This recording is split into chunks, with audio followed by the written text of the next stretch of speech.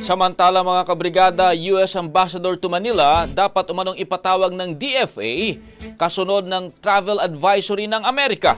Brigada Haji Caaminio, ibrigada mo! Brigada! Live report! Umalma si Cagayan de Oro City Representative Rufus Rodriguez sa abisong inilabas ng Estados Unidos na nagbibigay ng babala sa mga Amerikano laban sa pagbiyahe sa Pilipinas dahil umano sa tumataas na banta ng kaligtasan. Ayon kay Rodriguez, hindi patas ang abiso lalo't maraming lugar sa Pilipinas ang ligtas sa mga turista. Dapat anyang i-review ang advisory dahil hindi patas ang pagtrato ng nagsisilbi pa namang numero 1 kaalyado ng bansa.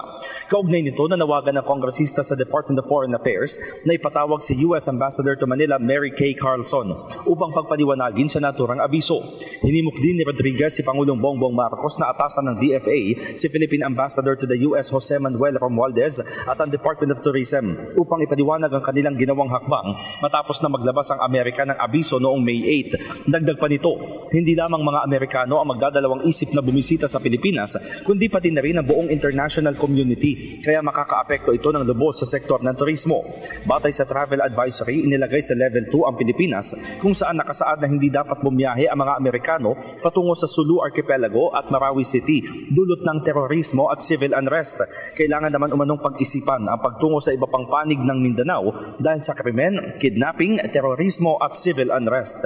In the heart of changing lives, ako si Brigada Haji Caaminio ng 105.1 Brigada News FM Manila, The Music and News Authority. Ang bahaging ito ay hatid sa atin ng NutriCleanse Herbal Capsule. Linis tiyan, sexy tiyan.